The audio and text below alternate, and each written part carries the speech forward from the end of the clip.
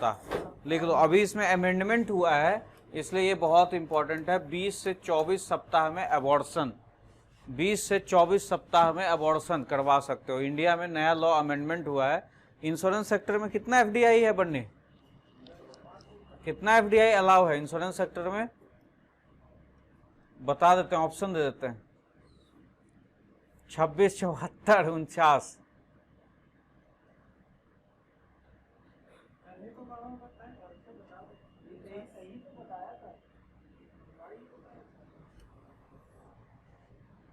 चौहत्तर। और जल्दी आओ, घुमा टरते हुए आ रहा भगवान, जल्दी जल्दी बैठो, चला दो यार, सब फैन चला दो।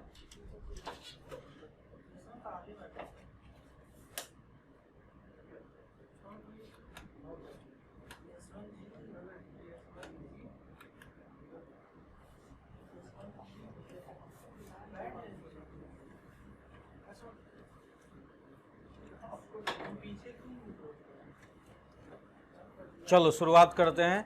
सबसे पहला क्वेश्चन था महेश, इंश्योरेंस सेक्टर में एफडीआई हाल ही में अभी 49 से बढ़ाकर 74% तक कर दिया गया है। तो ये है 49% से बढ़ाकर 74% कर दिया गया है। एक पहला क्वेश्चन, एफडीआई 49 से 74% इंश्योरेंस सेक्टर में।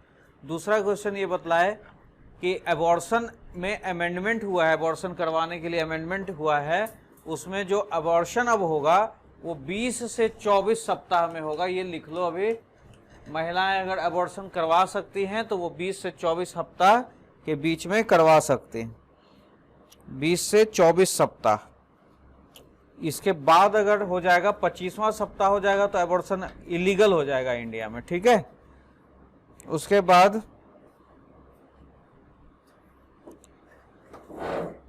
यूपी अभी एक धर्म परिवर्तन वाला कानून पास किया है।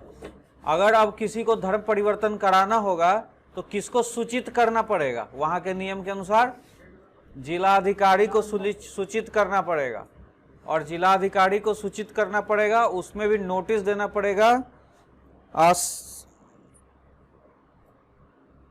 हाँ, जो कराएगा वो 60 दिन और जो जिसको कराना है वो 30 दिन, मतलब 60 दिन और 30 दिन के पहले वहां नोटिस चला जाना चाहिए जिलाधिकारी को। जैसे मैं आपका धर्म परिवर्तन कराऊंगा तो मैं 60 दिन पहले जिलाधिकारी को बतलाऊंगा कि मैं इसका धर्म परिवर्तन करवाने वाला हूं, और आप जिसको कराना है आप जाओगे तो आप बोलोगे कि 30 दिन के पहले, ठीक है। तो 60 दिन 30 दिन याद रखना, जिलाधिकारी को सूचित करता है। और अगर कोई बिना ये सूचित किए हुए धर्म परिवर्तन करा दिया तो सजा का प्रावधान है, वो है 6 माह से 3 वर्ष, 6 माह से 3 वर्ष का सजा का प्रावधान है, और कम से कम 10,000 रुपये जुर्माना, न्यूनतम 10,000 जुर्माना, ठीक है। ये क्वेश्चन पहला क्वेश्चन है बाबू। एफडीआई इंश्योरेंस सेक्टर में 49 से बढ़कर 74 हो गया है। 20 से 24 हफ्ता तक की महिलाएं गर्भ जो धारण करती हैं वो अबॉर्शन करवा सकती है अगर कोई कॉम्प्लिकेशन वगैरह कुछ है तो, अदरवाइज इलीगल हो जाएगा। और तीसरा हम लोग धर्म परिवर्तन वाला बात किए कि धर्म परिवर्तन यूपी में कानून बना है, और उसमें कानून में 60 और 30 दिन का है कि बताना है, और सजा का प्रावधान है 6 माह से 3 साल तक, और कम से कम 10,000 रुपये का जुर्माना। चलिए आगे चलते हैं।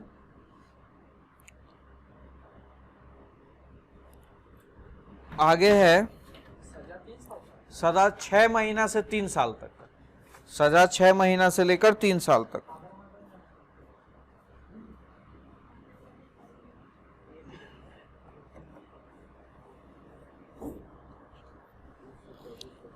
उसके बाद SC ST का अगर व्यक्ति धर्म का परिवर्तन करा देता है धर्म परिवर्तन, तो उसमें वहां जो 6 से 3 वर्ष है ये हो जाएगा 3 से 10 वर्ष तक का सजा।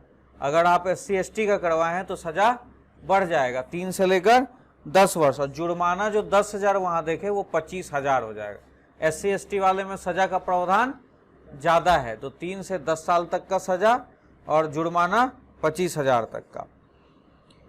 और सभी जो अपराध होगा इसका ये नॉन बेलेबल वारंट होगा, मतलब इसमें बेल नहीं मिलेगा, गैर जमानती है। इस विधेयक में जो भी फंसा वो नॉन बेलेबल वारंट के तहत जाएगा। उसके बाद अगर इसका दोबारा कोई वायलेशन करता है, सेकेंड बार में वायलेट करता है इस कानून को, तो यही सजा दुगना हो जाएगा। ठीक है, 25,000 50,000 हो जाएगा, 10 साल 20 साल हो जाएगा, 3 साल 6 साल हो जाएगा, इस तरह से। उसके बाद एक अभी कानून पास हुआ, arbitration and conciliation amendment act, मध्यस्थता एवं सुलह संशोधन अधिनियम। अभी ये पास हुआ है 2021 में। ये कब पास हुआ है? तो 11 मार्च 2021 को पास हुआ है। और जो शेड्यूल्ड है ना संविधान में, अधिनियम 1996 का जो अनुसूची है उसको इसमें कैंसिल कर दिया गया है। इस अमेंडमेंट में क्या किया गया? उस शेड्यूल्ड को कैंसिल कर दिया गया। लिख लीजिए, arbitration and conciliation amendment act पास कब हुआ है? तो 11 मार्च 2021। मध्यस्थता और सुलह संशोधन अधिनियम, मध्यस्थता और सुलह संशोधन अधिनियम 2021 पास हुआ है 11 मार्च 2021। 8वीं अनुसूची को निरस्त कर दिया है, 8वीं अनुसूची को निरस्त कर दिया है।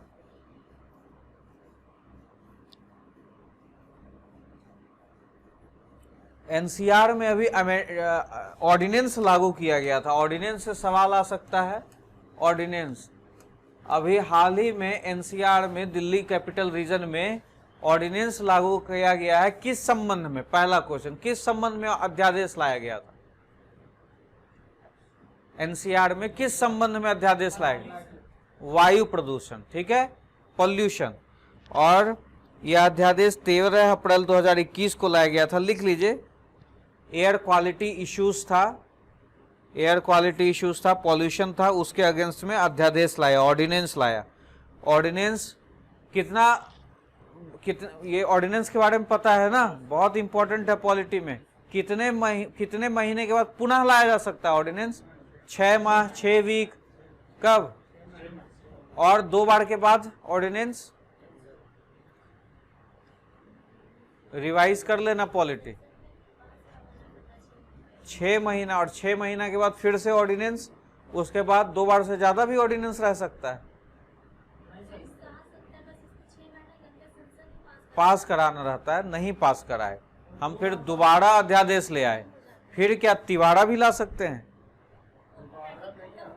नहीं नहीं, अगर एक बार ऑर्डिनेंस लाए, हम जो पूछ रहे हैं वो बताना, एक बार ऑर्डिनेंस लाया 6 महीना में पास नहीं करवा पाए तो नॉन वैलिड हो जाएगा। फिर हम उस दोबारा ऑर्डिनेंस को ला सकते हैं, और फिर वो भी 6 महीना में पास नहीं हुआ तो फिर तिवारा ऑर्डिनेंस को ला सकते हैं। वही सेम लॉ, शायद 2 बार से ज्यादा नहीं ला सकते हैं, चेक कर लेना। ये एमसीक्यूज हम लोग जब पढ़ते थे उस समय आया था, तो मुझे कुछ याद आ रहा है, उसके बिहाफ पे मैं बता रहा हूँ। ऑर्डिनेंस वाला बहुत इंपॉर्टेंट होता है पॉलिटी में, जहां नोट्स बना होगा रिवाइज कर लेना। चलिए आगे।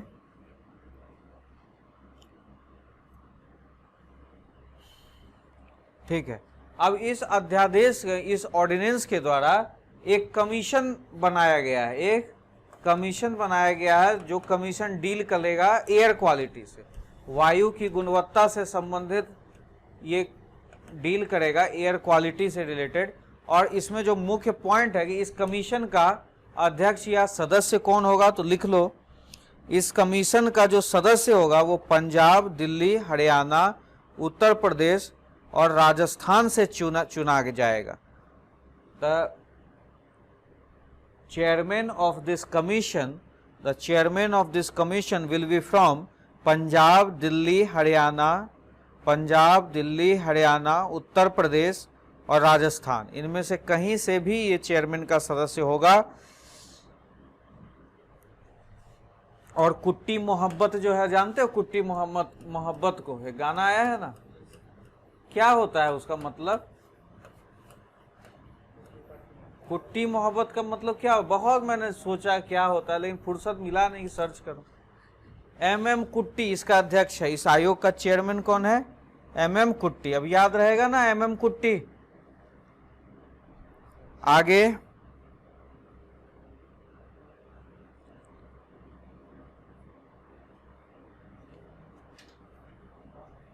एक बैंकिंग रेगुलेशन अमेंडमेंट एक्ट आया जिसमें दिवालियापन कानून के संबंधित रेगुलेशन था, वो 29 सितंबर, ये नहीं पूछेगा, पुराना हो गया है। चलो आगे। हाँ, बैंकिंग विषय किसके अंतर्गत आता है? संघ सूची के अंदर, राज्य सूची के अंदर या समवर्ती सूची? लिख लीजिए, बैंकिंग संघ सूची सेंट्रल सब्जेक्ट है।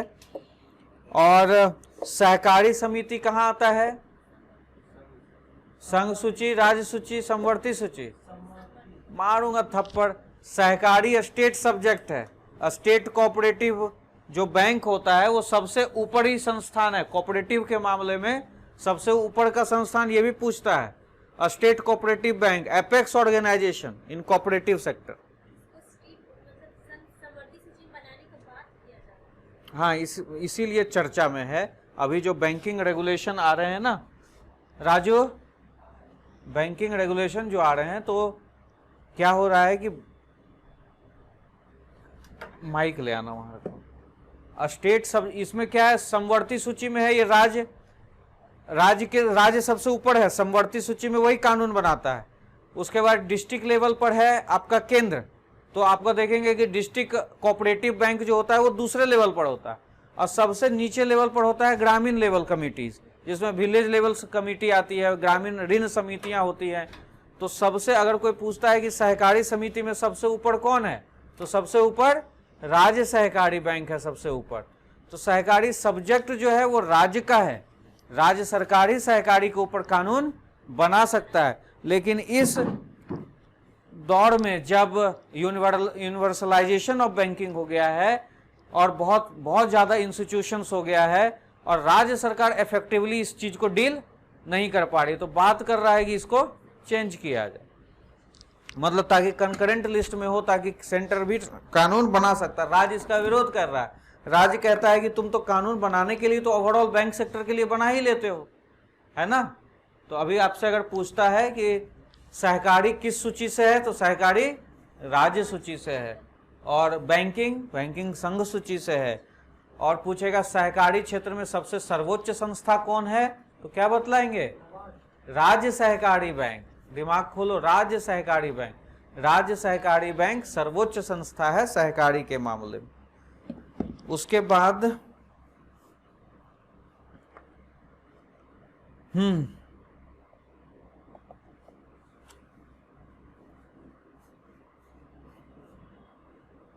एक और अधिनियम, हाँ,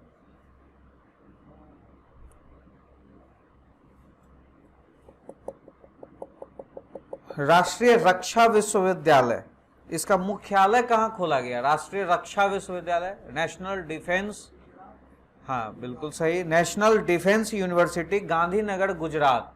इसका जो हेडक्वार्टर है वो गांधीनगर गुजरात में है। और नेक्स्ट लिख लीजिए, ये जो नेशनल डिफेंस यूनिवर्सिटी है ना, इसका जो अधिकार क्षेत्र है ये पूरे भारत पर होगा, संपूर्ण भारत पर इसका अधिकार क्षेत्र होगा।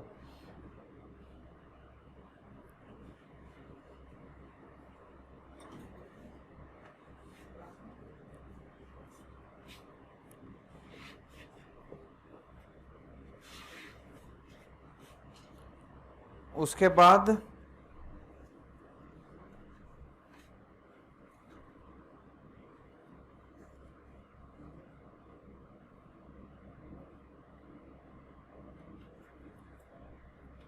एक और विधेयक पास हुआ है जम्मू कश्मीर के भाषा से संबंधित। उसमें है कि जम्मू कश्मीर आधिकारिक भाषाएं विधेयक, वो 2020 में पारित हुआ है। और इसमें क्या है कि 2 भाषाएं, जम्मू कश्मीर के उपराज्यपाल ने 2 भाषाओं को, जो इम्पोर्टेंट है उसमें आधिकारिक भाषाएं पहले थी कश्मीरी और डोगरी। इसमें लिख लो कश्मीरी, डोगरी, उर्दू, हिंदी और अंग्रेजी, ये 5 को इसमें मंजूरी मिली। ये कानून पास हुआ 26 सितंबर 2020 को। अब तुम बस ऐसे लिख लो कि official language of Jammu and Kashmir now, लिख लो कश्मीरी, डोगरी, उर्दू, हिंदी और अंग्रेजी, official language of Kashmir, Jammu and Kashmir. तो जम्मू कश्मीर की आधिकारिक भाषाएं, राजू, जम्मू कश्मीर की आधिकारिक भाषाएं और इसमें लिख लो ये कब पास हुआ है, तो लिख लो 26 सितंबर 2020 को, 26 सितंबर 2020 को। उसके बाद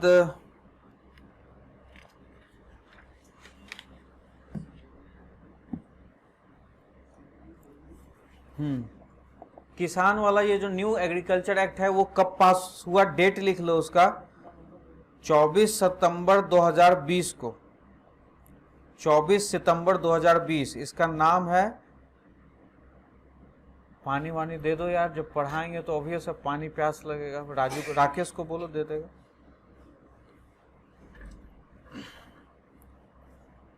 चौबीस सितंबर 2020 लिख लिया। न्यू एग्रीकल्चर एक्ट कब पास हुआ, फाइनल 24 सितंबर 2020 को। अध्यादेश इसका दिसंबर, वो अध्यादेश 2020 में ही आया था।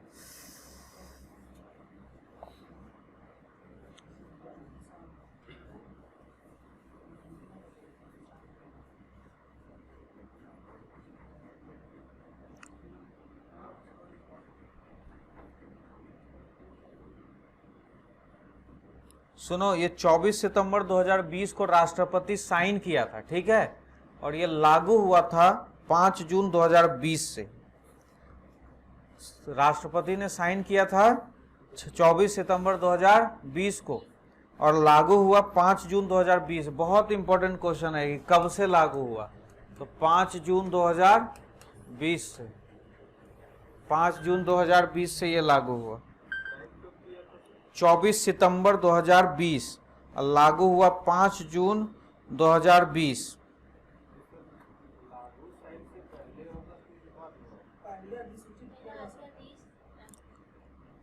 चौबीस सितंबर 2020 कैसे गलत लिख रहा है, तो फिर किसान सशक्तिकरण सुरक्षा मूल्य आश्वासन एवं कृषि सेवाओं पर समझौता विधेयक 2020 को राष्ट्रपति की सहमति से प्राप्त हुआ। उसके बाद लिखता है किसान सशक्तिकरण एवं सुरक्षा मूल्य आश्वासन एवं कृषि सेवाओं पर समझौता अधिनियम लागू हुआ 5 जून 2020। ए यार, ये 5 जून 2020 जो है ना, ये अध्यादेश वाला है। जब अध्यादेश आया होगा तब लागू हुआ होगा 5 जून 2020 है। राष्ट्रपति मंजूरी दिया है इसमें 24 सितंबर 2020 को।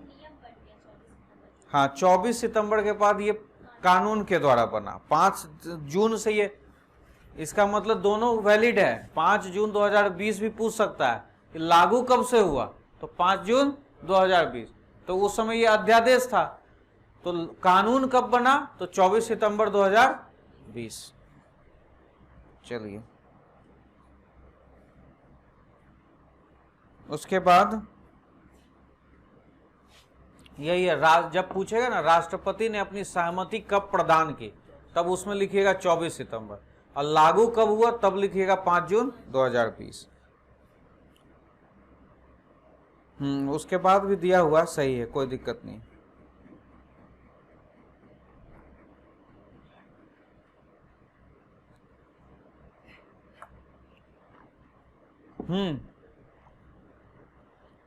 एक मंत्री लोगों का पेमेंट वगैरह से इशू विधेयक आया था, उसमें कितना प्रतिशत का कटौती किया गया है मंत्री के व्यय विषय को, 30%। यही ध्यान रखिएगा कि मंत्री के जो एक्सपेंडिचर सब्जेक्ट्स में 30% का जो है वो रिडक्शन किया गया है। यह कटौती ऐसा नहीं है कि ये परमानेंट है, ये कोरोना को ध्यान में रखकर किया गया है, 1 साल के लिए, 1 वर्ष के लिए। इसके लिए कानून पास करना पड़ा था। हाँ, वेतन भत्ता में 30% का कटौती कर दिया। कोरोना आ गया ना, तो रेवेन्यू एक्सपेंडिचर को कम करने के लिए 30% वेज काट लिया इन लोगों का।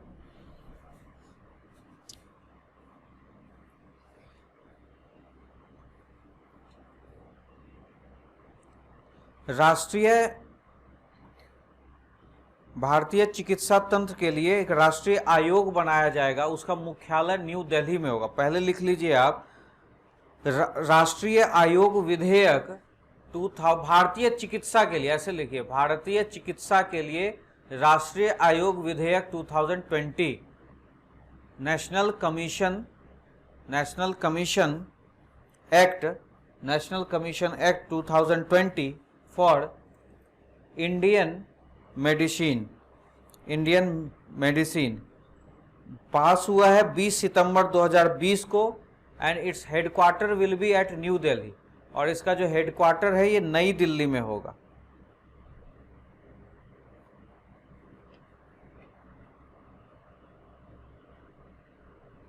उसके बाद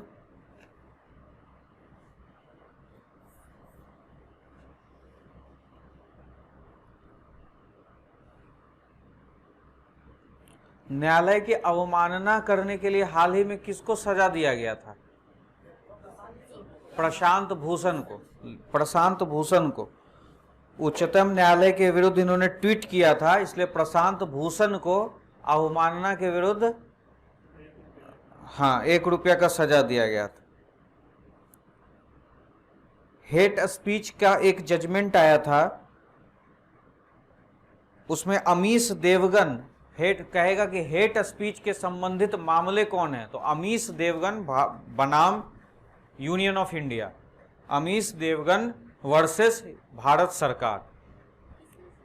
हेट स्पीच घृणा का जो भाषण देते हैं, हिंदी में उसको बोलते हैं घृणा फैलाने वाली भाषा, हेट स्पीच। तो हेट स्पीच के जो जजमेंट हैं वो किस अदालती मामले में लिए गए हैं? तो अमीश देवगन, एक पत्रकार है ना आपका, अमीश देवगन वर्सेस अमीश देवगन बनाम गवर्नमेंट ऑफ इंडिया।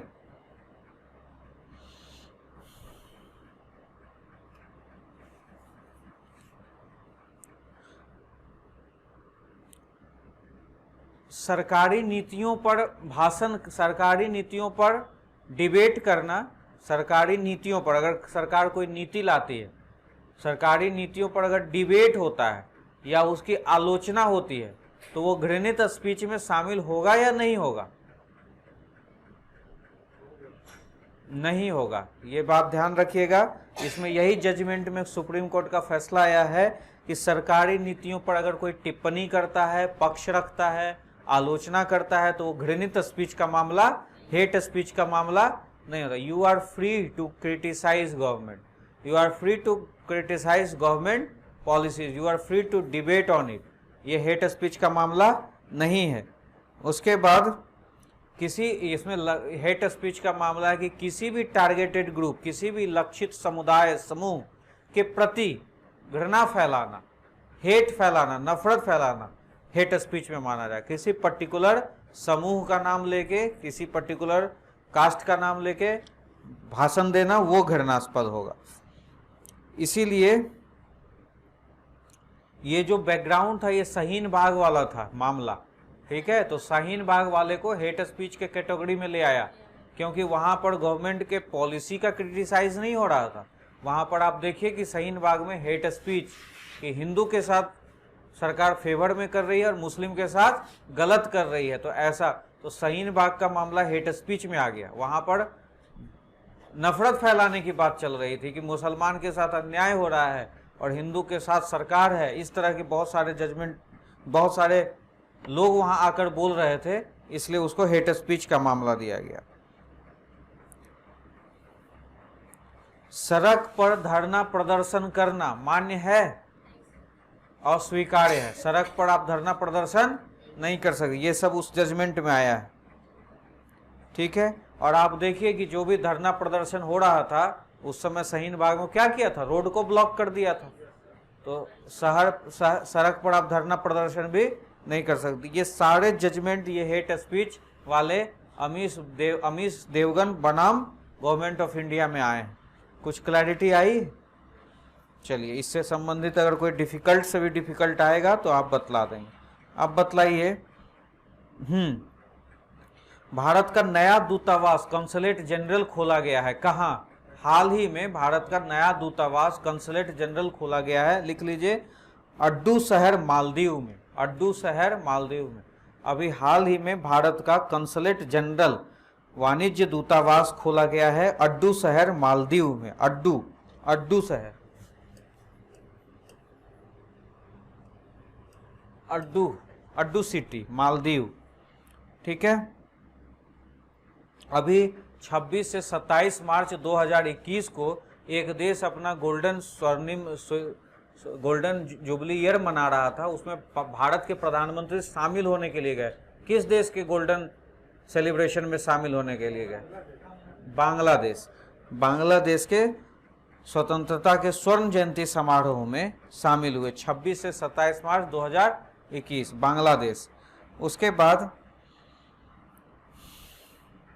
एक मैत्री सेतु भारत बांग्लादेश के नाम पर, भारत बांग्लादेश के दोस्ती के नाम पर एक मैत्री सेतु बना है, वो किस नदी पे बना है ये बतला दीजिए। दक्षिणी त्रिपुरा में सबरूम स्थित फेनी नदी, दक्षिणी त्रिपुरा में, साउथ त्रिपुरा, बहुत इंपॉर्टेंट क्वेश्चन है। साउथ त्रिपुरा में फेनी नदी पर, फेनी रिवर का नाम है, फेनी रिवर, सेतु का नाम मैत्री सेतु है, भारत पाकिस्तान को जोड़ता है। और साउथ त्रिपुरा में भारत और बांग्लादेश को, और साउथ त्रिपुरा का वो जगह जो है वो उसका नाम सबरूम है। वो ज़्यादा इम्पोर्टेंट नहीं है जितना फेनी रिवर इम्पोर्टेंट है। सबरूम, मैत्री सेतु, भारत और बांग्लादेश। और ये सबरूम है साउथ त्रिपुरा में। और बांग्लादेश में जो जगह का नाम है, बांग्लादेश में जो जगह का नाम है वो है रामगढ़। तो अगर ऐसे भी पूछ दे आपको बहुत डिफिकल्ट करके कि रामगढ़ टू सबरूम, मैत्री सेतु, फेनी नदी पे, ठीक है, तो रामगढ़ भारत में मत मार देना। सोचेगा अरे यार ये तो जब झारखंड का क्वेश्चन आ गया, रामगढ़ मार दिए झारखंड में एकदम। अफगानिस्तान में एक सहतूत बांध बना है, लिखो अफगानिस्तान सहतूत बांध, ठीक है। ये बनतो कि नहीं बनतो पता नहीं भैया। सहतूत बांध समझौता हो गया था इसका बनने का, अब कहाँ से, अब तालिबान आ गया, अब वहाँ क्या बनेगा, अब वहाँ जो बना हुआ है वो टूटेगा। सहतूत बांध, आपको क्या लग रहा है अब चबाड़ा एयरपोर्ट में वहाँ वो बंदर पकड़ेगा बैठ के? अब उसका कोई काम नहीं, भारत का जितना पैसा था सब बेकार चला गया। चाबहार पोर्ट क्या क्या दिए थे? अरे ऐड दिए थे तो कुछ मुनाफे के लिए दिए थे ना, कुछ मुनाफा। Nothing comes free in this world my dear. मुनाफा नहीं है तो दे कैसे दिए? अरे तो नहीं मिलेगा ना। अब जो सोचा था कि इससे माल ढुलाई करेंगे वो नहीं होगा ना। भारत अपना एक्सपोर्ट भी तो वहां से कर सकता था चाबहार से, अब नहीं कर पाएगा ना। पाइपलाइन बिछाना था वो सब खत्म हो गया।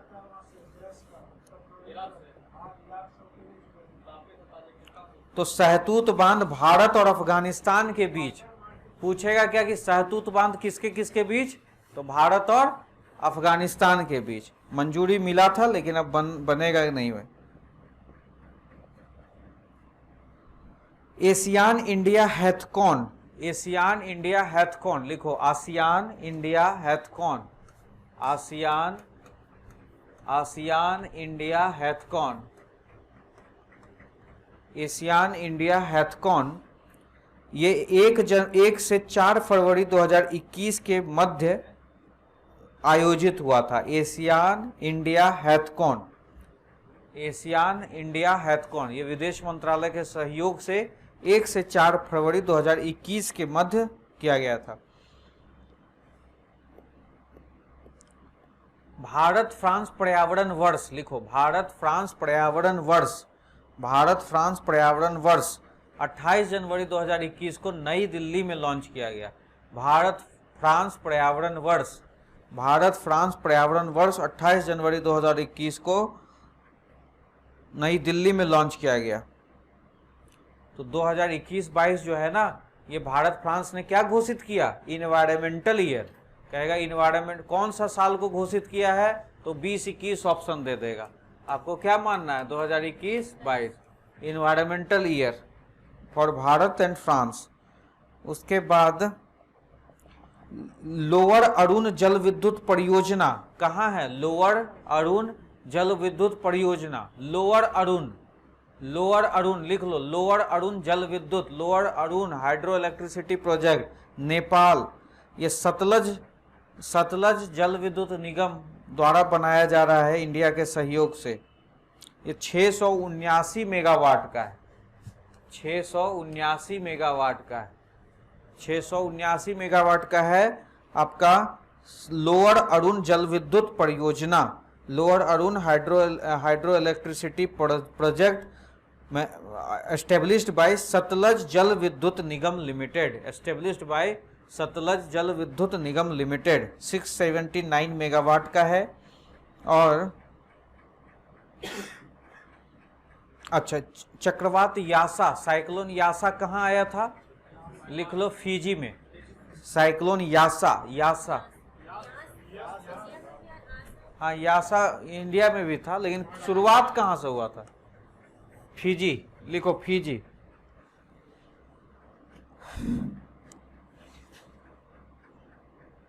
फिजी, ये यासा फिजी में हुआ था और इसको भारत ने मदद भी पहुंचाया था। तो यासा कहाँ मारोगे? फिजी। चलिए आगे, ये दक्षिणी प्रशांत महासागर में आया था और जो जो अब चपेट में आया उसको नुकसान पहुंचाया। इसको श्रेणी 5 का चक्रवात मानते हैं, इसको कैटेगरी 5 का साइक्लोन मानते हैं, कैटेगरी 5 का साइक्लोन। ये भी इंपॉर्टेंट हो सकता है, साइक्लोन को सारे को कैटेगरी में बांटा गया है, तो यासा जो है वो कैटेगरी 5 का साइक्लोन है। अफगानिस्तान सम्मेलन 2020, लिखो अफगानिस्तान सम्मेलन 2020, इसका आयोजन किसने किसने किया था? तो लिख लो, संयुक्त राष्ट्र, फिनलैंड सरकार और अफगानिस्तान सरकार। अफगानिस्तान सम्मेलन 2020, अफगानिस्तान सरकार, फिनलैंड सरकार और अफगानिस्तान, ये तीनों मिलकर ही इसका आयोजन किया था।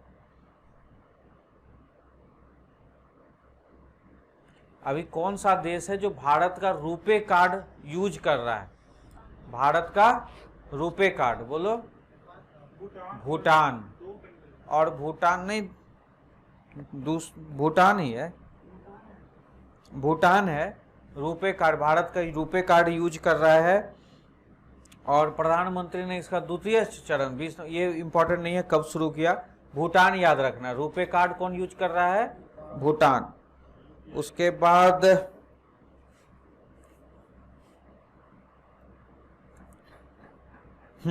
यूरोपीय संघ में, यूरोपियन यूनियन, पता है आपको, यूनाइटेड किंगडम अब यूरोपियन यूनियन से अलग हो गया, तो यूरोपियन यूनियन में जर्मनी, बेल्जियम, ब्रिटेन और फ्रांस के बाद, यूरोपियन यूनियन में, हाँ लिखो, यूरोपियन यूनियन में, लिखो यूरोपियन यूनियन में जर्मनी, बेल्जियम, ब्रिटेन और फ्रांस के बाद भारत का सबसे बड़ा 5वां व्यापारिक भागीदार इटली बना है, इटली बना है। इसमें अब यूके का तो नाम अभी भी आ रहा है यार, ये 2020 का ही है ना। चलो इस क्वेश्चन को छोड़ दो, फिर उतना ज्यादा नहीं है, फिर ये पुराना हो चुका है।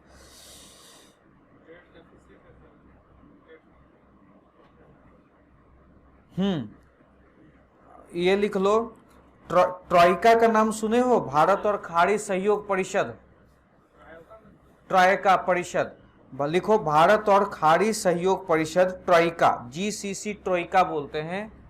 गल्फ कंट्री का है कॉर्पोरेशन का, गल्फ कंट्री कॉर्पोरेशन इस तरह से है, gulf country corporation troika, TROI, GCC ट्राइका।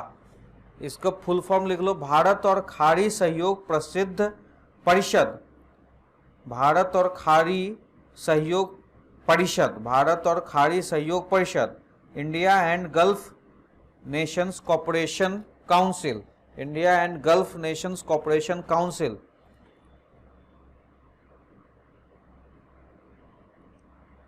तीन नवंबर 2020 को इसका एनुअल मीटिंग हुआ दिल्ली में, एनुअल मीटिंग हुआ।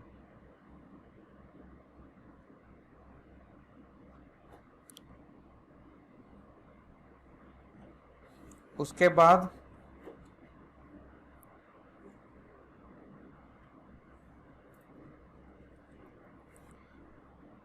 लिखो इंट्रा अफगान निगोशिएशन का उद्घाटन, इंट्रा अफगान निगोशिएशन, अंतर अफगान वार्ता, अंतर अफगान वार्ता का उद्घाटन कहां हुआ? लिखो दोहा। प्रयास तो बहुत चल रहे थे, देखो इंटर अफगान निगोशिएशन का उद्घाटन कहां हुआ? दोहा में। अंतर अफगान वार्ता का उद्घाटन दोहा में हुआ। लिखो संघाई सहयोग संगठन, संघाई कोऑपरेशन ऑर्गेनाइजेशन SCO, संघाई कोऑपरेशन ऑर्गेनाइजेशन का बैठक मॉस्को रूस में, मॉस्को रूस में।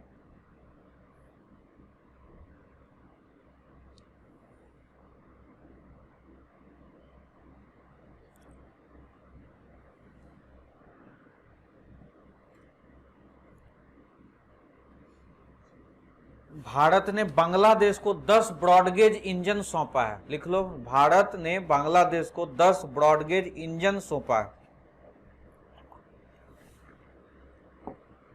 भारत ने अभी हाल ही में स्पेस एग्रीमेंट किया है, स्पेस एग्रीमेंट नाइजीरिया के साथ। लिख लो, नाइजीरिया के साथ अंतरिक्ष समझौता किया है। किसके साथ?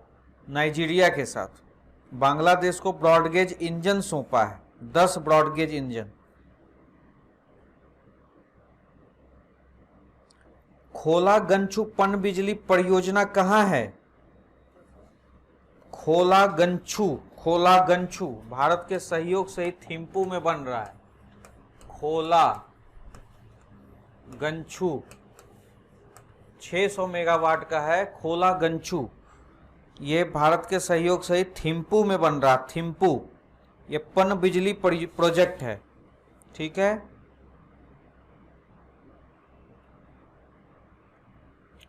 पूर्वी भूटान थिम्पू में लोकेटेड है ये, पूर्वी भूटान थिम्पू, ठीक है।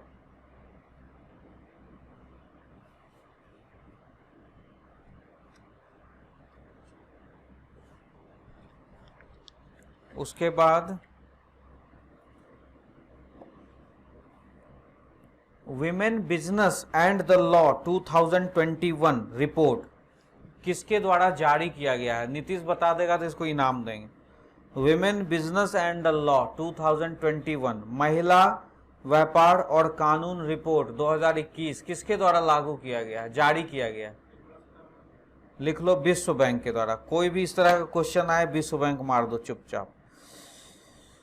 चलिए, उसके बाद इस रिपोर्ट के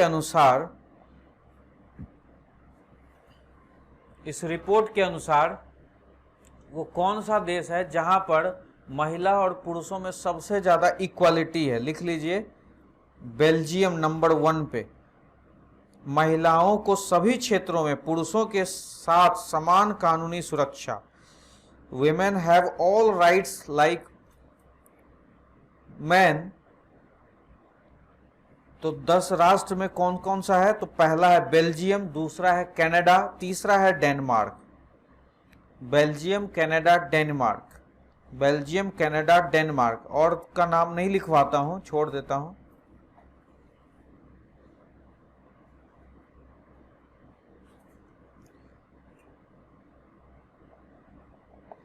आपको पता है कि अभी सबसे ज्यादा वर्ल्ड इंटेलेक्चुअल प्रॉपर्टी राइट्स में पेटेंट के लिए सबसे ज्यादा कौन फाइलिंग करता है? कौन सा देश? हाँ, चीन। ये बहुत इंपॉर्टेंट क्वेश्चन है, लिख लीजिए। वाइपो द्वारा घोषित पेटेंट लिस्ट में सबसे आगे वाइपो वर्ल्ड इंटेलेक्चुअल प्रॉपर्टी ऑर्गेनाइजेशन, ठीक है। सबसे ज्यादा कौन पेटेंट फाइल करता है? Maximum patent filed by China. This report is given by वाइपो। चलिए आगे लिखिए। Hurun global rich list 2021। Hurun global, Hindi में ऐसे लिख लो, हुरून ग्लोबल रिच लिस्ट 2021 के अनुसार विश्व का सबसे अमीर व्यक्ति एलन मस्क, लिखो Elon Musk, America. Elon Musk सबसे अमीर व्यक्ति अभी है एलन मस्क। एलन मस्क, ये हुडून का है, हुडून ग्लोबल रिच लिस्ट में। उसके बाद मुकेश अंबानी इसमें 8वें स्थान पर है। लिख लो, हुडून के लिस्ट में मुकेश अंबानी 8वें स्थान पर है और इसको 83 अरब बिलियन डॉलर, 83 अरब बिलियन डॉलर, 83 अरब बिलियन डॉलर का वर्थ प्रॉपर्टी मुकेश अंबानी के पास है।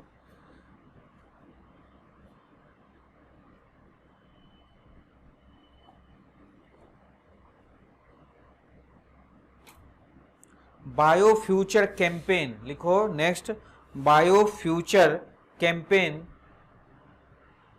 के नेतृत्वकर्ता देश कौन कौन से हैं? बायो फॉर्चून कैंपेन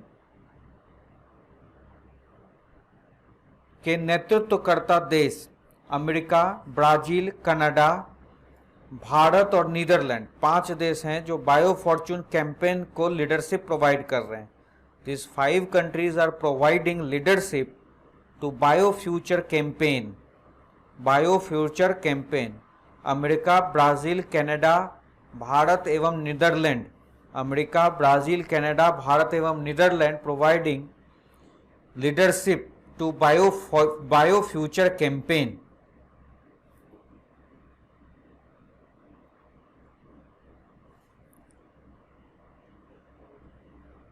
तेईस मार्च 2021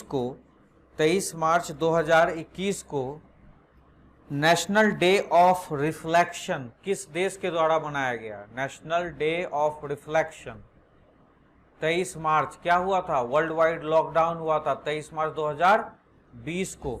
तो एक साल के बाद ब्रिटेन ने, लिख लीजिए, 23 मार्च 2021 को national day of reflection Britain के द्वारा मनाया गया।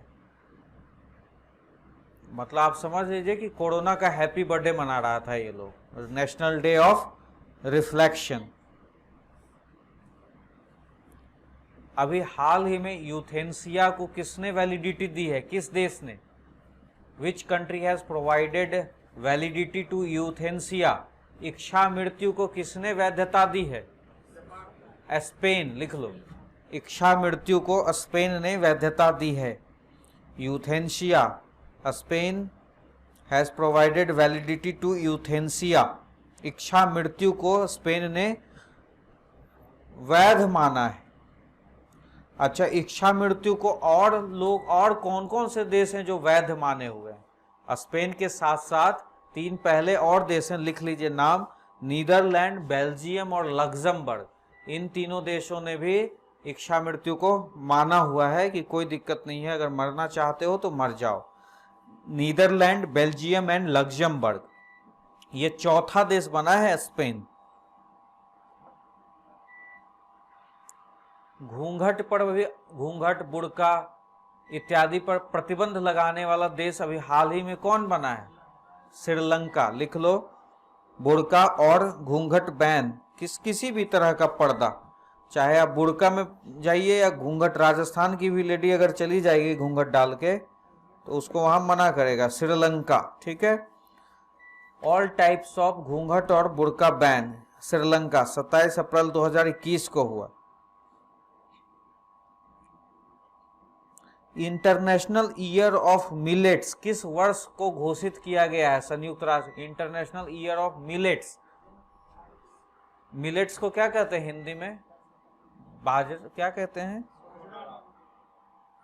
अंतरराष्ट्रीय कदनन इसमें लिखा हुआ है, कदनन वर्ष नहीं, 2023 घोषित किया है। अभी आगे आने वाले माना international year of millets, international year of millets, international year of millets 2023 UN के द्वारा घोषित किया गया है।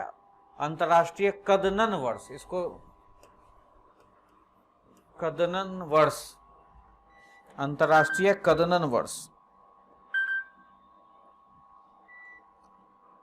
और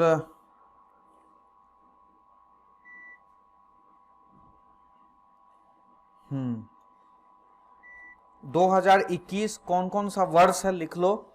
शांति और विश्वास का अंतर्राष्ट्रीय वर्ष, शांति और विश्वास का अंतर्राष्ट्रीय वर्ष, international year of peace and faith, international year of peace and faith 2021, international year of peace and faith, शांति और विश्वास का अंतर्राष्ट्रीय वर्ष। उसके बाद फलों और सब्जियों का अंतर्राष्ट्रीय वर्ष, इसी को 2021 को, international year of for fruits and vegetables, international year for fruits and vegetables, और international year for child labour abolition, ये भी 2021 को ही, international year for child labour abolition, बाल श्रम उन्मूलन के लिए अंतर्राष्ट्रीय वर्ष।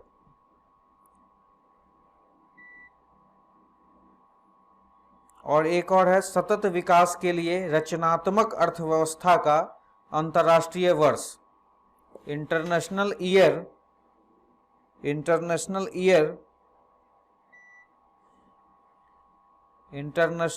For sustainable development, international year for sustainable development and creative economy, सतत विकास के लिए रचनात्मक अर्थव्यवस्था का अंतर्राष्ट्रीय वर्ष। ये चार जो चीजें हैं ये 2021 में मनाई गई हैं। 2023 का लिख लिया मिलेट वाला, अब 2022 का लिख लो international year of artisanal fisheries and aquaculture. हाँ, मछली वाला ऐसे ही लिख लो बस, मछली वाला, आर्टिजनल मत्स्य और एक्वाकल्चर का अंतर्राष्ट्रीय वर्ष, मछली अंतर्राष्ट्रीय, आर्टिजनल मत्स्य और एक्वाकल्चर का अंतर्राष्ट्रीय वर्ष, international year of artisanal fisheries and aquaculture. 2024 किसके लिए घोषित किया गया, लिख लो इंटरनेशनल ईयर फॉर कैमल्स, ऊंटों के लिए अंतर्राष्ट्रीय वर्ष। ऊंटों के लिए देखे हो ना, ऊंट छोटा सा जानवर होता है, लंबी पूंछ होती है, अच्छा बड़ा सा होता है। International year of camel. Chabahar दिवस कब मनाया गया, लिखो 4 मार्च 2021। ये तो पूछना चाहिए, चाबहार दिवस, चाबहार दिवस। ये सब चल ही रहा था, बीच में तालिबान घुस गया।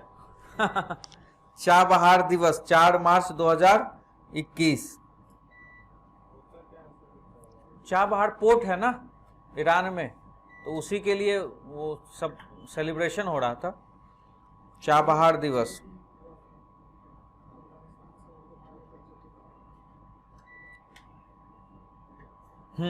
एक लिख लो, नाभिकीय हथियारों के निषेध पर संधि पर साइन करने वाला 50वां राष्ट्र होंडुरास। ये 50वां राष्ट्र है जो रेटिफाई किया है ट्रीटी को, होंडुरास 50वां देश, Honduras 50th country who ratify nuclear non-proliferation treaty, 50th country who ratify nuclear non-proliferation treaty, Honduras नाभिकीय हथियारों के निषेध पर संधि करने वाला 50वां राष्ट्र बना।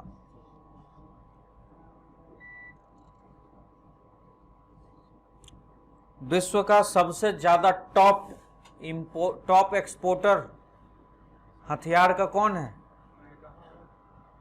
अमेरिका, लिख लो America, top exporter of weapons America, top exporter, सबसे ज्यादा शस्त्र निर्यातक अमेरिका।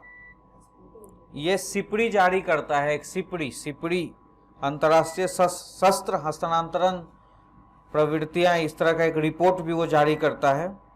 उसके बाद सबसे बड़ा आयातक कौन है, सऊदी अरबिया, मंगवा के देता है छोटा भाई को, जाओ खेलो ही दिवाली होली।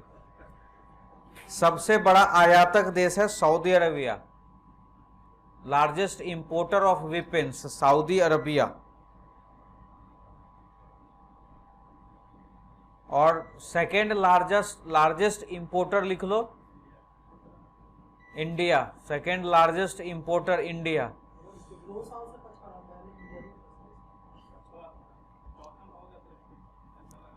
भारत में शस्त्रों की सर्वाधिक आपूर्ति किस देश से होती है, रूस से या अमेरिका से? नंबर 1 में रसिया है। चलिए लिखिए, लार्जेस्ट लिख लीजिए, Russia is at number 1, Russia is at number 1 in terms of weapons export to India. शस्त्र निर्यात के मामले में रूस नंबर 1 पर भारत के लिए, ठीक है। और शस्त्र निर्यातकों की सूची में भारत किसको किसको निर्यात करता है शस्त्र, इसमें भारत का स्थान है 24वां। लिखो, India's rank in weapons export 24th। शस्त्र के निर्यात में भारत का स्थान, शस्त्र के निर्यात में भारत का स्थान 24।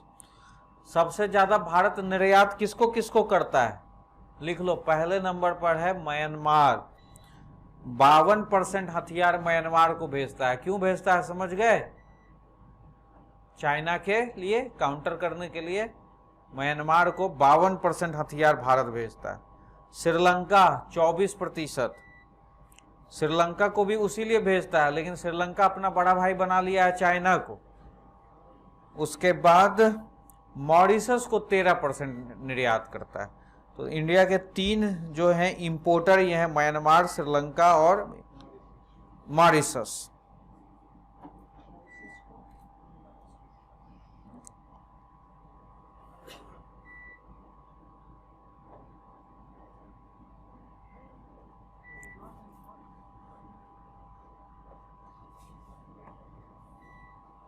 उसके बाद लिखो, अमेरिका ने यूएनएचआरसी का सदस्यता मेंबर कब छोड़ा, किस साल? 2018, 19, 20, 21।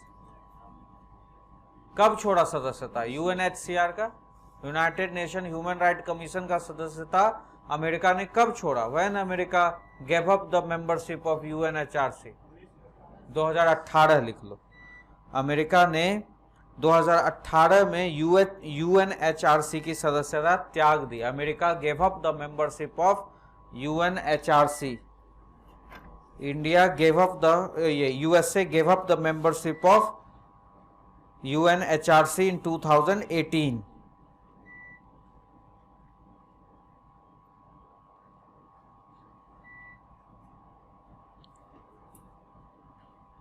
कश्मीरी सॉलिडेरिटी डे कब मनाया जाता है?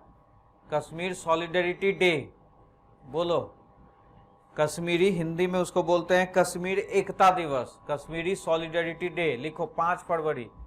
किसके द्वारा मनाया जाता है? ए ऑप्शन, कश्मीरियों के द्वारा, पाकिस्तानियों के द्वारा, भारतीयों के द्वारा या यूनाइटेड नेशन के द्वारा? अब फंस गया तुम। 5 फरवरी, 5 फरवरी को मनाया जाता है कश्मीरी एकता दिवस। किसके द्वारा मनाया जाता है? पाकिस्तानी के द्वारा, कश्मीरी के द्वारा, भारतीयों के द्वारा या संयुक्त राष्ट्र के द्वारा? लिखो पाकिस्तानियों के द्वारा। पाकिस्तानियों के द्वारा मनाया जाता है Kashmir solidarity day.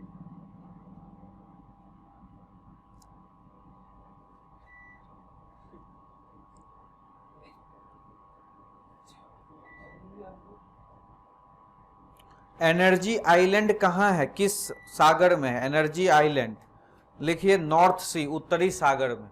Energy island उत्तरी सागर में। एनर्जी आइलैंड नॉर्थ सी, उत्तरी सागर में। ये जो है इसको डेनमार्क ने बनाया। लिख लो बिल्ट बाय डेनमार्क। यहाँ पर सोलर पैनल वगैरह लगाया जा रहा है डेनमार्क के द्वारा।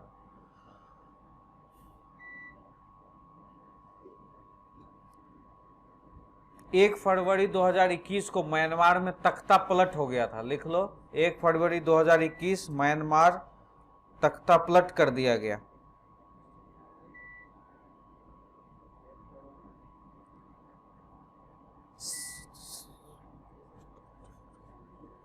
श्रीलंका का एक पोर्ट है east container terminal. East container terminal ECT, east container terminal Sri Lanka का एक पोर्ट है जिसको भारत संयुक्त रूप से जापान के प्रयास से विकसित कर रहा है। भारत और जापान, भारत जापान और ईसीटी कैंसिल हो गया।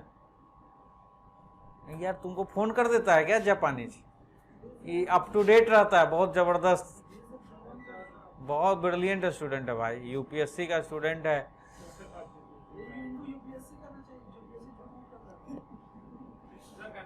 उस समय बैच, जेपीएससी के बैच में लड़कियां ज्यादा थी, इसलिए ये इधर आ गए। चलिए आगे।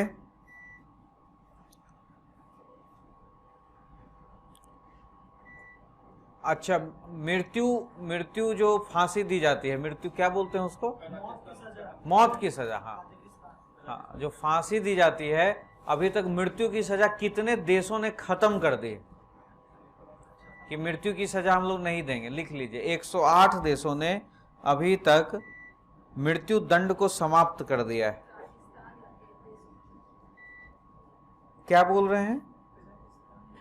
हाँ, कजाकिस्तान लेटेस्ट है, अभी हाल ही में कजाकिस्तान मृत्यु दंड को समाप्त करने वाला देश बना है।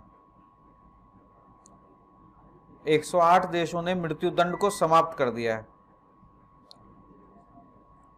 चलिए एक क्वेश्चन जो बताएंगे, सबसे ज्यादा मृत्यु दंड किसने दिया है? दो ऑप्शन दे देता हूं, सोच लेना। ईरान, ये चीन, अफगानिस्तान, इराक। बोलो। ईरान, चीन, अफगानिस्तान, इराक या चीन? चीन नंबर 1 पे था, लेकिन ईरान नंबर 1 पे आ गया। लिख लो, ईरान 246 प्लस मौत की सजा दी।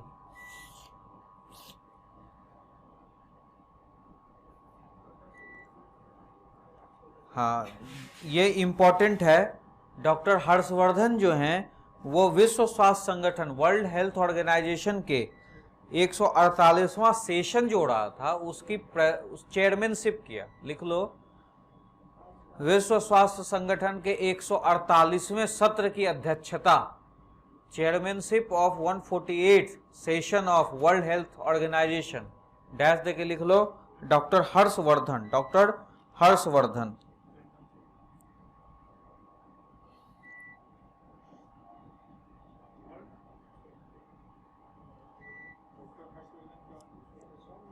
जलवायु परिवर्तन पर विश्व का सबसे बड़ा जनमत संग्रह का नाम क्या है? जलवायु परिवर्तन पर विश्व का सबसे बड़ा जनमत संग्रह। पॉपुलर वोटिंग करवाया गया क्लाइमेट चेंज के ऊपर, नाम लिख लीजिए उसका, People's Climate Vote. People's Climate Vote, जलवायु परिवर्तन पर विश्व का सबसे बड़ा जनमत सर्वेक्षण, पीपुल्स क्लाइमेट वोट। ये यूएनडीपी के द्वारा करवाया गया है, पीपुल्स क्लाइमेट वोट यूएनडीपी के द्वारा करवाया गया है। और इसमें लिख लीजिए, पीपुल्स क्लाइमेट वोट में 50 कंट्री हैज पार्टिसिपेटेड। 50 कंट्री, 50 देशों ने भाग लिया। 50 कंट्री हैज पार्टिसिपेटेड। अभी संयुक्त राष्ट्र सुरक्षा परिषद के, यूनाइटेड नेशन सिक्योरिटी काउंसिल के अस्थायी सदस्य कौन है? नॉन परमानेंट मेंबर, बतलाइए। भारत, इसमें भारत शामिल हुआ है, इसलिए इंपॉर्टेंट है। लिख लीजिए, 1 जनवरी 2021 को संयुक्त राष्ट्र सुरक्षा परिषद के अस्थायी सदस्य के रूप में कार्य प्रारंभ किया। लिख लीजिए English medium, India, Norway, Kenya, Mexico and Ireland. India, Norway, Kenya, Mexico and Ireland. India, Norway, Kenya, Mexico, Ireland started working as non-permanent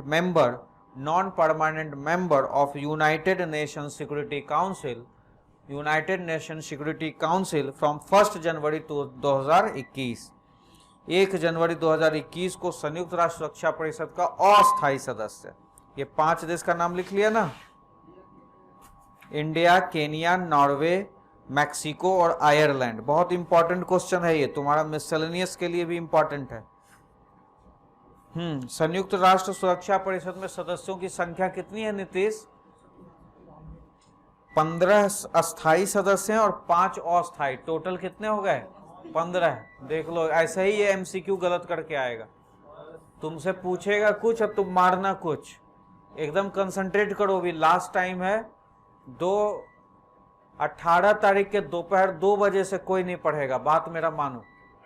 18 तारीख के 2 बजे से कोई नहीं पढ़ो। 2 बजे के बाद आराम से सो, खाना खाओ, मैगी बना के खाओ, म्यूजिक सुनो, दोस्तों के साथ घूमने जाओ, एकदम आराम से सो। 19 तारीख को भी जो मर्जी कर रहा है सुबह उठ के करने का वो करो, लेकिन किताब मत छूना। बात मानो, आपका 5 क्वेश्चन बढ़ जाएगा। और अगर उस दिन भी किताब पकड़े रहे, आप सोच रहे हैं कि हम ज्यादा करेंगे, आपका नुकसान होगा। माइंड जब शांत रहता है तो वो काम ज्यादा करता है। आपका पढ़ा हुआ जितना भी अभी तक का है वो रिकॉल होगा आपका, अगर माइंड शांत रहता है तो तब। अगर माइंड को लास्ट टाइम तक तुम इनपुट दिए जाओगे, वो थका हुआ रहेगा, वो वहां पर काम नहीं करेगा। मोबाइल पे जब ज्यादा करते हो तो हैंग होता है ना, बस यही कंसेप्ट है। 18 तारीख के 2 बजे रात से रिक्वेस्ट है, बात मान के देख लो। दिन 18 तारीख को दोपहर 2 बजे के बाद, ठीक है? बिल्कुल, I will celebrate with you, I will celebrate your preparation. 18 तारीख के 2 बजे के बाद नहीं पढ़िएगा। इतना ज्यादा इनपुट देंगे वो भूलेंगे।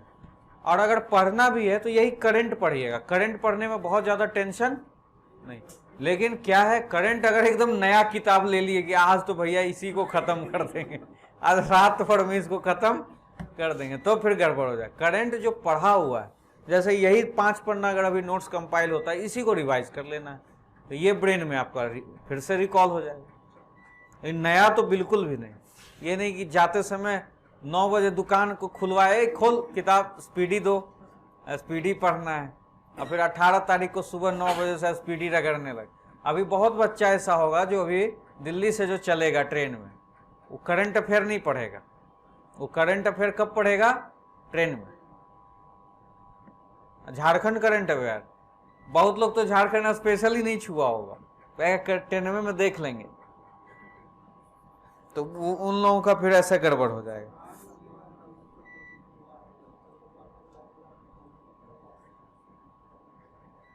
अच्छा, लिखो नेक्स्ट क्वेश्चन। अभी कौन सा बतलाया तुम लोगों को? यूएनडीपी द्वारा। चलो आगे।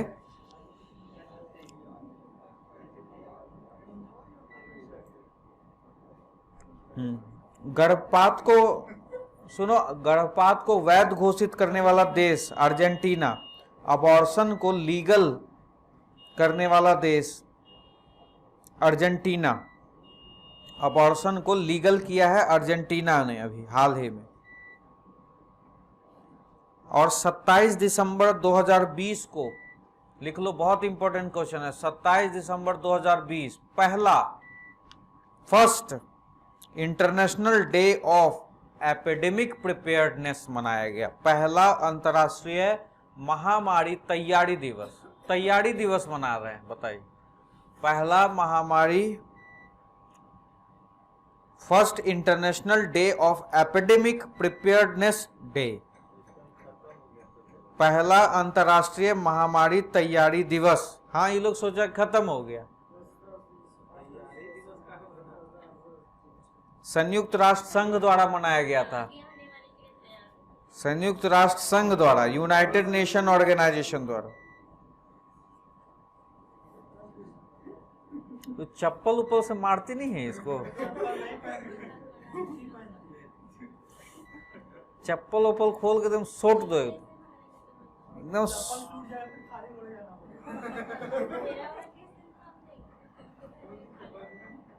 हाँ, अब बताइए, हवाई द्वीप में एक ज्वालामुखी है जो एक्टिव हो गया, उसका नाम क्या है? हवाई द्वीप volcano which has recently got activated. लिख लीजिए, किलाउआ, बहुत इंपॉर्टेंट। हालांकि ये नहीं पूछना चाहिए, करंट अफेयर में पूछ सकता है। किलाउआ, किलाउआ,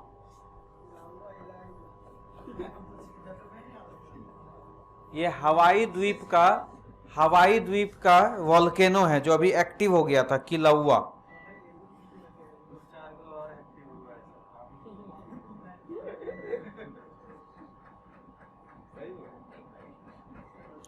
एक अभी ऑर्गेनाइजेशन बना है फाइव आईज, लिखिए 5 आईज। अभी एक ऑर्गेनाइजेशन बना है 5 आईज।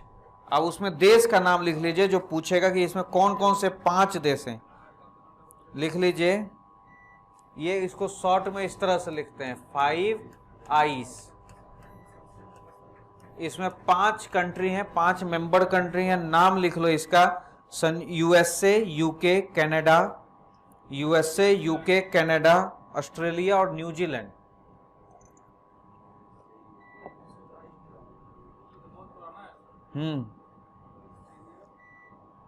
बहुत पुराना लग रहा है कि तुम्हारे उम्र का है।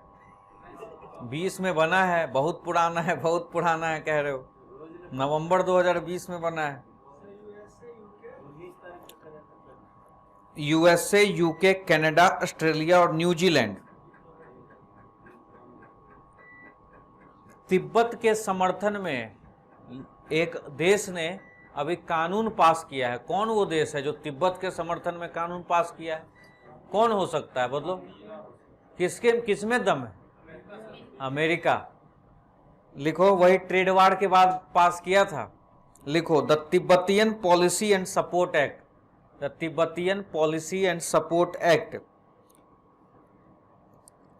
passed by America.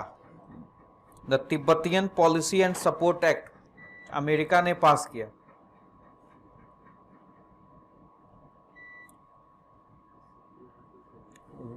लिख लो, यूएन ह्यूमन, लिखो पहले यूएन वुमेन, जो बोल रहा हूं वो लिखो, यूएन वुमेन प्लस केरला, लिखो UN women plus Kerala. First gender data hub, women, UN women और केरला दोनों ने मिलकर फर्स्ट जेंडर डेटा हब स्थापित किया है। First gender data hub.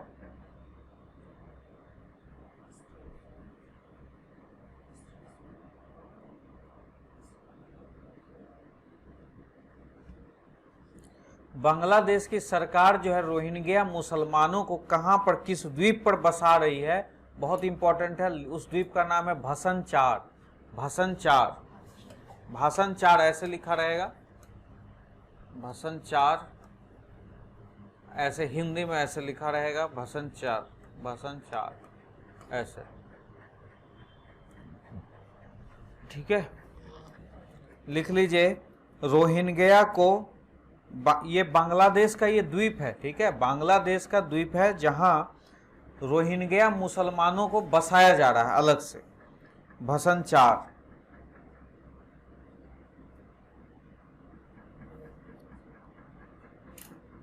तूफान बेल्ला, स्टॉर्म बेल्ला आया था एक, स्टॉर्म बेल्ला। कौन प्रभावित हुआ था यासी से? बाबू सोनी, यासी से प्रभावित देश कौन था? हाँ, फिजी। और स्टॉर्म बेल्ला याद रखो, फिजी प्रभावित हुआ था यासी से, और स्टॉर्म बेल्ला से प्रभावित हुआ, लिख लो देश का नाम, स्टॉर्म बेल्ला, तूफान बेल्ला। फ्रांस और ब्रिटेन।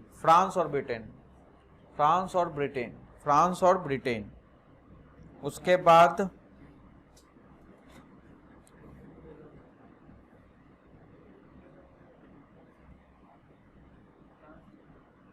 संयुक्त राज्य अमेरिका ने आतंकवाद के प्रायोजक, कौन कौन लोग आतंकवाद को स्पॉन्सर करते हैं, उससे एक देश को बाहर कर दिया है। किस देश को बाहर किया है?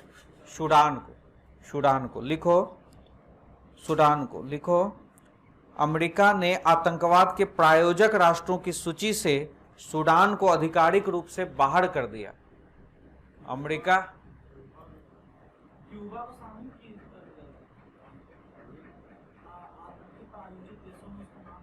ये स्पॉन्सर से बाहर, मतलब जो स्पॉन्सर करता है उसके लिस्ट से इसको बाहर कर दिया गया, सूडान को। और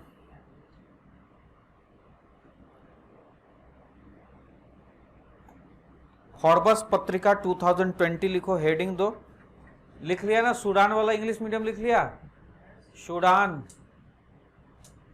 US has eliminated Sudan from the list of country who are sponsoring terrorism. Sudan को बाहर कर दिया। उसके बाद लिखो फोर्ब्स पत्रिका, फोर्ब्स मैगजीन 2020 हेडिंग दो, फिर नीचे लिखो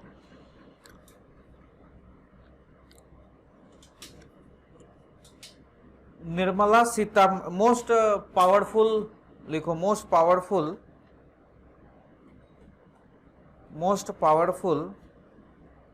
विमेन, और इसमें निर्मला सीतारमन का नाम लिखो 41वां स्थान, निर्मला सीतारमन 41वां स्थान। सबसे शक्तिशाली महिला निर्मला सीतारमन का लिखो 41वां। उसके बाद लिखो रोशनी नडार मल्होत्रा 55वां, रोशनी नडार मल्होत्रा 55वां, और किरण मजूमदार 68वां, रोशनी नडार मल्होत्रा 55वां और किरण मजूमदार 68वां। ठीक है, ये फोर्ब्स में सबसे शक्तिशाली महिलाओं का लिस्ट, जिसमें भारत की कितनी, ये भी पूछेगा कितनी, तो 3, तो एक मल्होत्रा, नडार मल्होत्रा, रोशनी नडार मल्होत्रा और मजूमदार 100 को तो बचपन से जान रहे हैं, जब से हम लोग पढ़ रहे हैं तब से ये फोर्ब्स के पावरफुल वुमेन में लिस्ट में शामिल। किरण मजूमदार 100। चलिए आगे, माउंट एवरेस्ट का ऊंचाई कितना है जी? हाँ, तो लिख लो अब। ये जो रिवाइज्ड है दिसंबर 2020 में नेपाल ने इसका फिर से घोषणा किया है 8,848.86 मीटर, 86 मीटर यह है माउंट एवरेस्ट का ऊंचाई। और इसमें ना 86 सेंटीमीटर की वृद्धि के बाद है ये, मतलब पहले से इसमें 86 सेंटीमीटर की वृद्धि दर्ज की गई। 86 सेंटीमीटर की वृद्धि के दर्ज के बाद इसकी हाइट इतनी।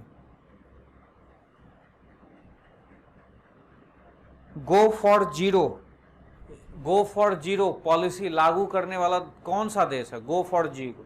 Against the background of corona, go for policy implemented by, लिखो कोरोना की पृष्ठभूमि में गो फॉर जीरो, मतलब ये इसलिए बोला कि किसी को नहीं मरने देंगे। गो फॉर जीरो टारगेट, मतलब इसको 0 तक लाओ। कोरोना पृष्ठभूमि के, corona in the backdrop of corona, go for zero policy implemented by Australia, go for zero नीति ऑस्ट्रेलिया।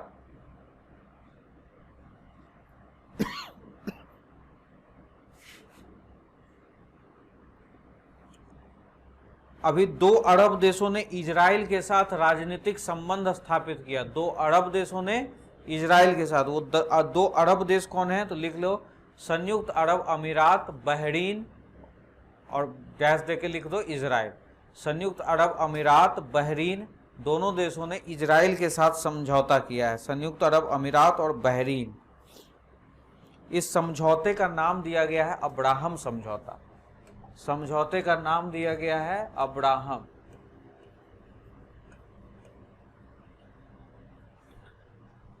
अब्राहम समझौता। देश कौन कौन सा है जी?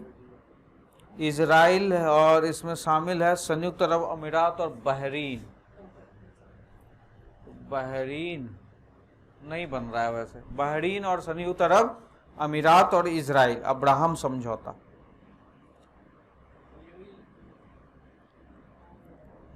अब्राहम समझौता साइन कहाँ हुआ था? लिख लो White House, America, White House America. Abraham समझौता साइन कहाँ किया गया? White House America. उसके बाद लिख दो IMF का 190वां देश कौन सा बना? बहुत इंपॉर्टेंट क्वेश्चन, एंडोरा। IMF का 190वां देश एंडोरा। और 179वां कौन था जी? ये 190 है एंडोरा, और 179वां था नाउरू, नाउरू, नाउरू। ठीक है, उसके बाद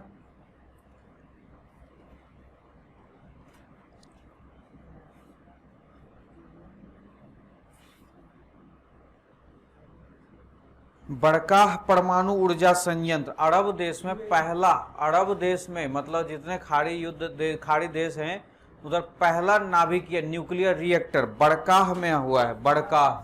बड़काह न्यूक्लियर प्लांट, बड़काह परमाणु संयंत्र, बड़काह न्यूक्लियर रिएक्टर, अबू धाबी संयुक्त अरब अमीरात, अबू धाबी संयुक्त अरब अमीरात,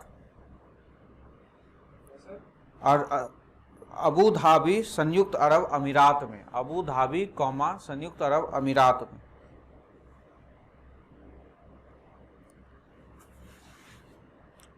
सुनामी रेडी कार्यक्रम को इंप्लीमेंट करने वाला पहला देश कौन है? लिखो सुनामी रेडी कार्यक्रम, डैश देके लिखो अरब सागर, हिंद महासागर। Tsunami ready programme, tsunami ready कार्यक्रम, और डैश देके लिखो हिंद महासागर, और डैश देके लिखो भारत। भारत सबसे पहला देश है लागू करने वाला। संयुक्त राष्ट्र महासागर विज्ञान दशक बहुत इंपॉर्टेंट है। संयुक्त राष्ट्र महासागर विज्ञान दिवस, महासागर विज्ञान दशक, महासागर विज्ञान दशक, ये 2021, ये इंपॉर्टेंट है। कब से कब तक? तो 2021 से 2030 तक मनाया जा रहा है महासागर विज्ञान दशक, 2021 से 2030। लिखो सुनामी जागरूकता दिवस, बोलो सुनामी जागरूकता दिवस, सुनामी अवेयरनेस डे कब मनाया जाता है? 5 नवंबर। लिख लो सुनामी अवेयरनेस डे, ये सब तो आना चाहिए तुम लोगों। सुनामी अवेयरनेस डे 5 नवंबर। उसके बाद लिखो WTO का पर्यवेक्षक किसे बनाया गया है? जुलाई 2020 में सुपरवाइजर WTO का पर्यवेक्षक तुर्कमेनिस्तान को बनाया गया। तुर्कमेनिस्तान को ऑब्जर्वर बोलते हैं, ऑब्जर्वर। WTO का ऑब्जर्वर तुर्कमेनिस्तान को। अभी WTO में टोटल कितने सदस्य हैं? 164। WTO का टोटल सदस्य 164 है। ओपन स्काई एग्रीमेंट से किसने अपने आप को अलग कर लिया? लिखो रूस। बहुत इंपॉर्टेंट क्वेश्चन है। ओपन स्काई, खुला आकाश नीति भी लिखा रहेगा Hindi medium. Open sky policy से किसने अपने आप को अलग कर लिया? रूस।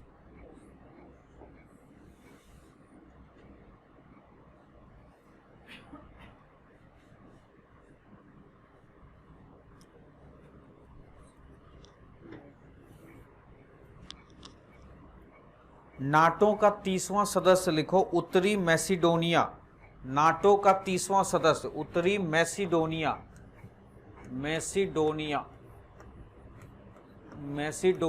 उत्तरी मैसिडोनिया नाटो का 30वां सदस्य। इसने चलो ये हो गया इंटरनेशनल। आपको इंडेक्सेस पढ़ा दिया, इंटरनेशनल पढ़ा दिया, और क्या पढ़ाया? और पढ़ाया नेशनल पॉलिटिक्स भी पढ़ा दिया। कहाँ कहाँ इलेक्शन हुआ था वहाँ से शुरुआत किया था ना। स्पोर्ट्स, इंटरनेशनल सम्मेलन, ये सब बाकी है। कल 4 घंटा में पढ़ा दूंगा।